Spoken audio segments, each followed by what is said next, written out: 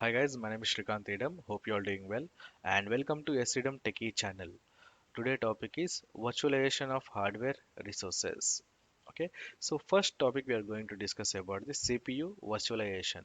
So on your host machine, when you install the hypervisor on your host machine, whatever the resource present on your host machine will be shared and it will help the hypervisor to create virtual machine. It will for example, if you have one CPU, so with the help of hypervisor it will show it as like you have multiple CPUs present in your environment. Then you can create a virtual machine. It's not only for the CPU, it can be a storage, it can be a NIC card, or it can be a memory, okay, RAM. The same explained here. When you have a virtualized environment on your host machine, then CPU will be virtualized with the help of hypervisor, and it will be present in a way that you have multiple separate CPUs available for your VMs. So why exactly we virtualize our environment? The most common reason is like to run multiple different operating system on a single machine. The underlying physical resource are used whenever possible. Okay, so whatever the resource present on your machine will be used whenever it is required, and the virtualization layer runs instructions only as needed to make virtual machine operate as if they are running directly on a physical machine. So whenever you run a virtual machine, okay, it will make you look like you are running a operating system on a physical machine. So there will be no difference. If the performance is good, it will make you think that you are using a machine on a physical one. When many virtual machines are running on a ESXi host, those virtual machines might compete for the CPU resources. So on a ESXi host, if you have multiple virtual machines, right, definitely it is going to consume resources, and there will be competition. So CPU, if the CPU usage is high, what will happen? So in that case, the contention occurs. So it means like high usage of CPU. Then ESXi host will do the time slices. It is a feature. So what will happen is it will balance the usage of RAM and CPU. Okay. The same thing explained here. When CPU contention occurs, the ESXi host time slices the physical processors across all virtual machines. So each individual virtual machine runs as if it has specified number of virtual processors configured. Okay. The next topic is physical and virtual networking.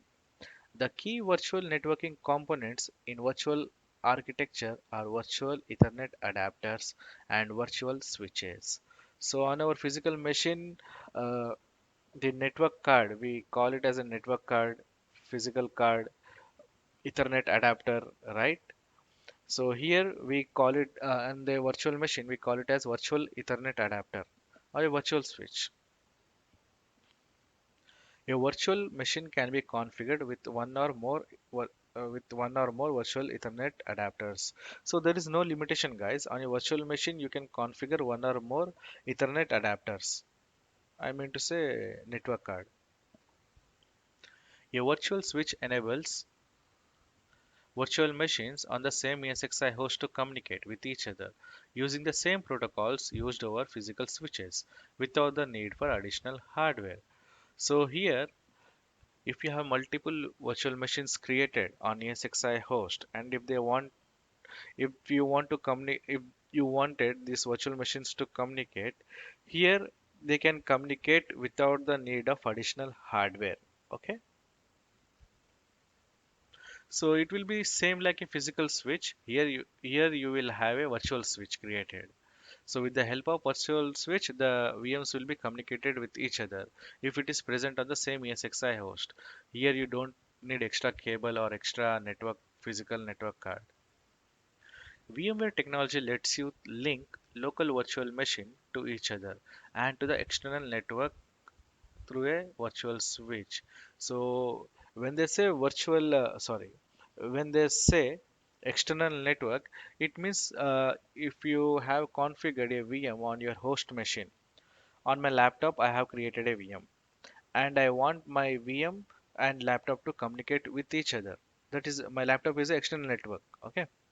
So here I have to create a virtual, sorry, external switch. Then they can communicate with each other. A virtual switch, just like any physical Ethernet switch, forward frames at the data link layer. So here, to understand about the data link layer and frames, you have to understand about OSI layers, how exactly it works. So in my network troubleshooting playlist, you can find about the OSI video. You can go through it. Okay. So here it is explained the way the physical switch works, the physical Ethernet works, how data is transmitted. The same way it is done in the virtual environment as well. An ESXi host can contain multiple virtual switches. So on a VM, we can have multiple Ethernet adapters, right? The same way ESXi host can also have multiple virtual switches. The virtual switch connects to the external network through physical Ethernet adapters. So whenever it want to communicate with the external network, it will be using a physical Ethernet adapter, which is present on your host machine. The virtual switch is capable of binding multiple network cards together, offering greater availability and bandwidth to the virtual machines. So with the help of virtual switch, and it has a capable of binding multiple virtual network cards together. Okay, so the feature will be like it will offer a great availability and bandwidth to the virtual machine which is present on your ESXi host. The next topic is VMware vSphere VMFS. Okay, this is a file system, guys, virtual machine file system. Physical file system usually allow only one host to have read and write access to the same file at a given time. So what exactly it means is, on my host machine, I am sharing my physical drive, hard disk. Okay, so I'm creating a virtual machine on my machine. But here, what will happen is it will allow only one host to have read and write access to the same file at a given time. Okay, but in case if you want to create more storage and you want to share it with multiple hosts, then you can configure it on your ESXi host, and that file system will be called as VMFS. In Windows, we have file system called FAT32 NTFS, right? New technology file system. So here in VMware, we will be using the file system called VMFS. By contrast, VMware vSphere VMFS enables a distributed storage architecture that allows multiple ESXi hosts concurrent read and write access to the same shared storage resources. So when you the VMFS feature will help you to distribute the storage with the multiple ESXi host, and that will help like multiple simultaneously they can read and write.